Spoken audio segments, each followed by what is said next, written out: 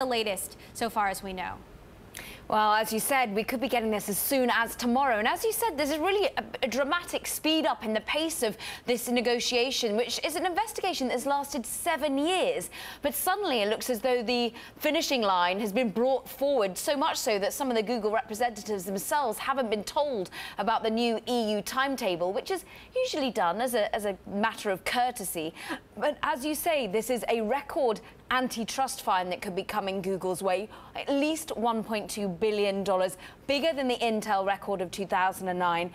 Key also could be if they're asking any changes to the business model of Google. That actually could be more painful because we know that Google's got quite a lot of cash on its balance sheet and notably makes about, what, $90 billion in revenue per year. So $1.2 billion isn't exactly going to be significant. But overall, the EU Competition Commissioner, that's Margrethe Vestager, she's going to be laying out the ruling, we understand, ahead of notably their holidays, which is perhaps why we've seen a bit of a speed up. But also, it's perhaps a bit of a quieter time in the news, if that's even barely possible.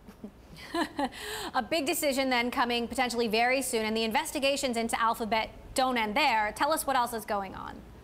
I think this is notable because there's not one, there's not two, there are 3 investigations going on from the European Commission into Alphabet at the moment. Well, number 1 has been, of course, the shopping that's being investigated at the moment, the way in which they bring their pictures and services right to the top of your search rather than potentially they seem to hide the smaller competitors and other search engines, which is the allegation levelled at Google this time round. But it's not just that investigation, there's also an investigation into their Android software. So basically the claims are that they force manufacturers to add Google's own search and web browsers when you have an Android-powered mobile phone.